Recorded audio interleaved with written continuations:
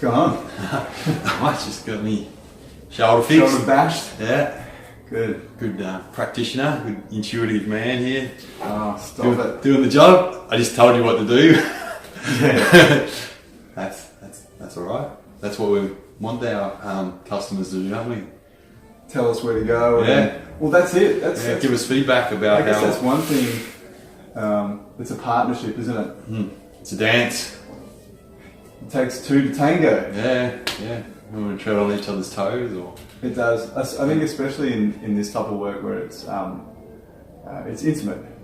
Yeah. And you need both parties, I think, to have the common intention to really get somewhere, but also to develop that kind of trust.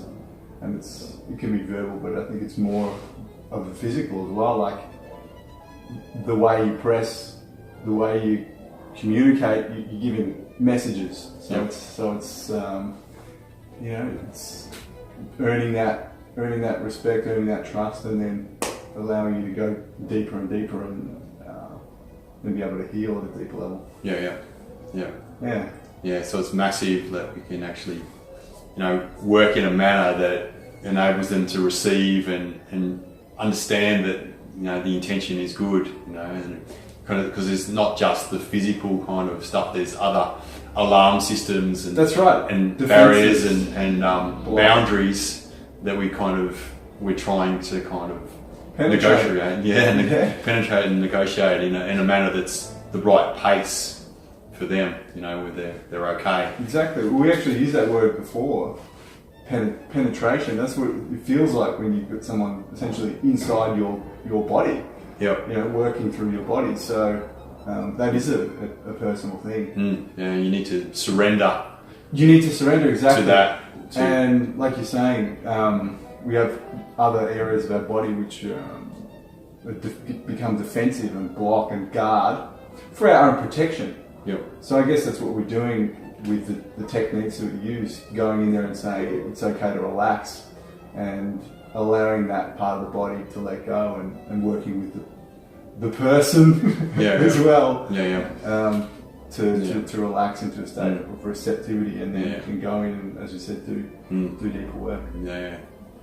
We don't want to just inject, say, oh, that's really solid spot, that just really needs to be, worked, No. But if the person it's not pain for pain's sake. No. But when you work through something that is a challenging part, where there's tension being carried and where the body's storing something, uncovering it, working with it, unpacking it.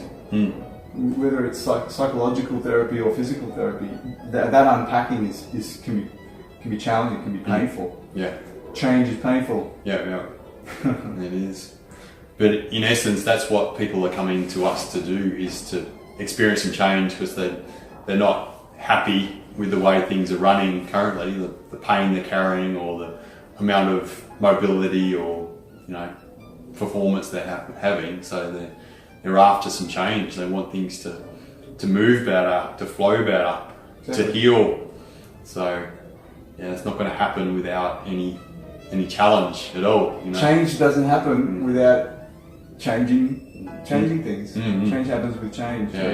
You've got to be willing to take that action and actually do something different as well. It's about behaviours as well. So there was one other thing that I wanted to talk about as well, and that is gratitude for the body. So we're talking about the type of relationship we have with our own bodies, and I feel like some people, probably a lot of us, have opposition or a degree of opposition with their own bodies. So it's a punitive relationship. We punish ourselves. My shoulder stuffed. It's always not working on me.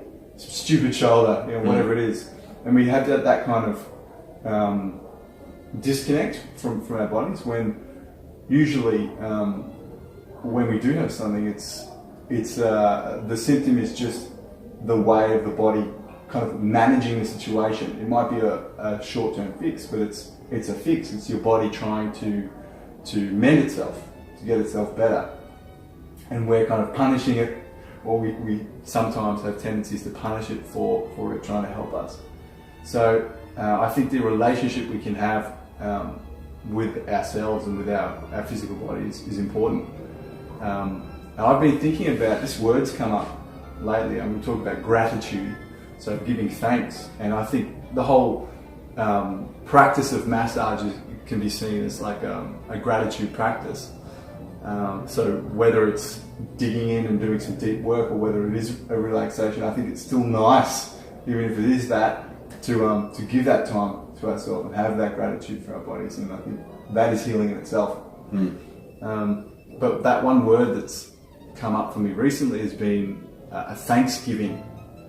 So I don't know why that's sticking with me at the moment, but that's how I feel. It's like you're giving thanks to your body. You're giving it gratitude. You're showing your appreciation and giving it a gift. Acknowledging that it's important. Yeah. Health is important. The body is important. Movement is important. Yeah, it's like we say after sprint club, do a spot meditation there, and just give a bit of thanks for what it's doing for us, carrying us through. When people come in and they've had, they've been doing something for 10 years, or using a bad lifting technique or something like that, and they've just been doing it for year in, year out, and the body's just been managing it. It's like, all right, I've got it, don't worry. And then eventually, after being ground down over years, it goes, I'm done, I'm exhausted. Defeated. And then we look at it and go, why are you working? It's just like we have this kind of like slave mentality to our physical bodies. It's like, how about we have a bit of integration and understanding? And so I love that idea, and a Thanksgiving and giving our bodies the love it deserves to receive for helping us and carrying us through our days. Yeah, it's important. Physical body, it's important. It's the ground floor. Yeah, take care of it. All this other stuff that we might be interested in experiencing, it's not possible unless we're healthy and alive. Exactly. Moving. Everything else is stacked on top. You could see the physical body as the whole thing. Yeah. And it is. We are 100% physical form, but we're also 100% emotional, psychological, spiritual, energetic. We're all these things laid on top of each other, but it comes out in the physical world, in the physical body. So that's all we have. So we need to look after it. Yeah, it's our main asset. It's an asset. It is a main asset, isn't it? Yeah, it is. Yeah. Yeah, and in the 21st century, we don't really have much regard for it, I don't think. Disrespect. A little line that somebody told me once is, I've never seen a hearse with a trailer. So all this material world, the matter, we can't take that with us. It's more about the body experience, and it's not accumulation of you can talk things about from around the world. Cost effectiveness, and people come in and say, I can't afford a massage or whatever, and really it's more cost effective to keep it in good condition than to wait and damage yourself and then have a hip replacement. It costs you 30 grand or whatever that costs. Yeah, it's like pay now or you'll pay a lot more later. Yeah, but in the meantime, you get to have a life with a functional, healthy body. Have some fun with it. Yeah. Irrespective of the cost effectiveness. Yeah. Live a healthy life. That's it. Yeah. Good. Done? Yeah. Done.